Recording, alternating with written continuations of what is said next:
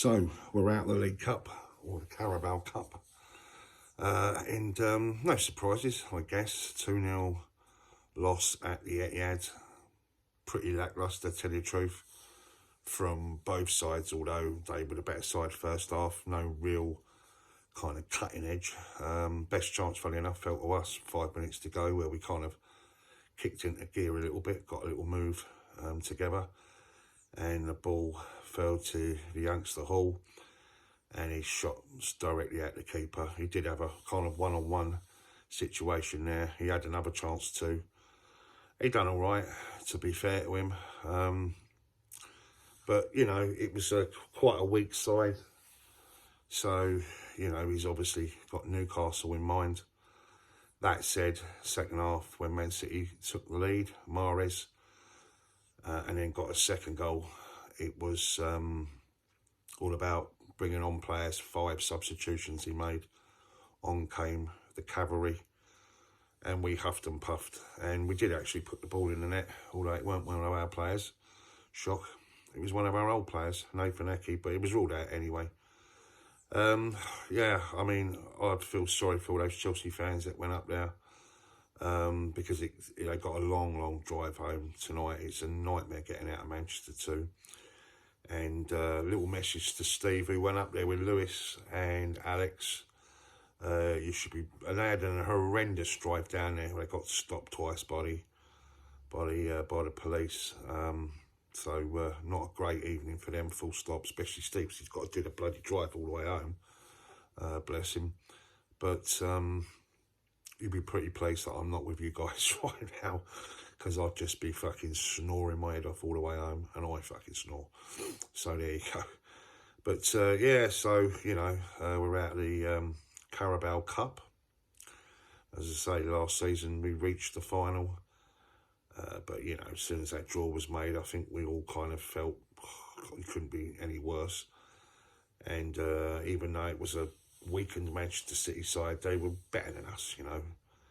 And it was pretty evident, and more pressure now is being heaped on Graham Potter. No doubt that I should have to watch myself, because I'm getting told that I'm a little bit too OTT when it comes to the situation at the moment, especially on my own Facebook group, or ChelseaSW6, because I am very much pro Tuchel.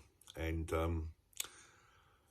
you know, it's rather evident as well. Just see Bowley with 10 minutes to go, just on his phone, texting away or whatever. I wonder who he was texting. I don't know. Listen, I'm being naughty. I'm just fucked off right now with the whole... I mean, any Chelsea fan, I mean, it's all about supporting the side and getting behind them and, you know, supporting Potter. And I hear all this stuff about, you know, it's a process, and it's about a period of reflection, rebuilding and stuff like that. And we, you know, he's not got any of his own players there yet. Well, neither did Thomas Tuchel. In fact, neither did most of the managers. They all managed with other managers' players.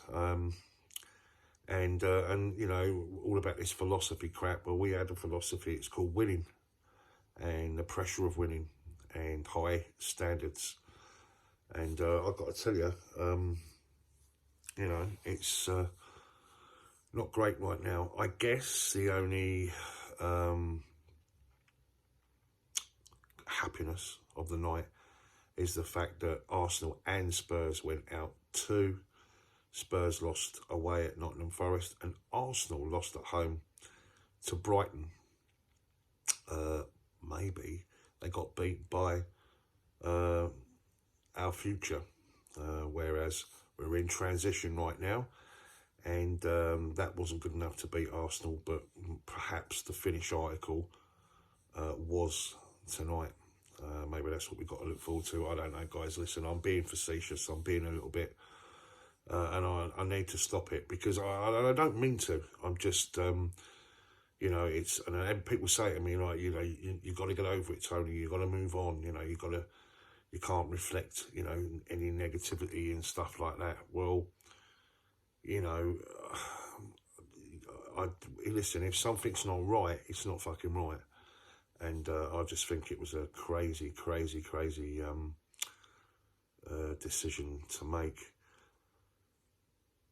Newcastle at the weekend. As I say, it's that stadium where more often than not they play like fucking Real Madrid and we play like fucking Manchester Rovers from Roy the Rovers. So, you know, listen, we've got to go there and we've got to get a result. We've got to get some results, you know. And to be fair, that World Cup couldn't come quick enough for us right now, even though it's shit. I've got to be honest. I'm glad in a way, because it kind of, at least it kind of gives maybe the management, Potter, time for reflection, rebuilding. Perhaps, you know, some of our players can get a rest, although a lot of them will be going out to the World Cup. Sad news about Reece James as well. His World Cup dreams are over. But I guess it's good news for us, Chelsea, but you got to think about him as well. And I imagine he must be feeling really, really fucking distraught right now. But as I say, safe journey to all those Chelsea supporters who went up there. Glad I never went, to tell you the truth. It would have been a nightmare. I would have had to have got to the M6, parked up, jumped in Steve's car, gone all the way up to Manchester. I probably wouldn't be home till about 4 in the morning. So, do you know what? I can talk to you right now, as opposed to snoring my fucking head off on the way home. As I say, guys, you know, you have to take a few things on the chin right now as a Chelsea supporter. And we're not used to it, I guess, in the last 20 years. We're certainly not. But, you know, it is what it is. And we have to, as I say, get something at St James's. And no doubt, tonight there'll be even more people calling for Mr Potter's head. But there you go. Anyway, guys, we lose tonight at the Etihad, which sounded really, really fucking quiet. I spoke to, funny enough, Steve whilst he was inside the stadium and that, and he said they're fucking quiet as a mouse here, you know, sort of thing. But there you go, guys.